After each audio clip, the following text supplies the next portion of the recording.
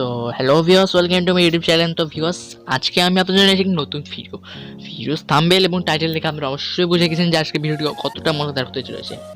তো ভিউয়ার্স, বেশি কথা না বলে চলুন ভিডিওটি শুরু করা যাক।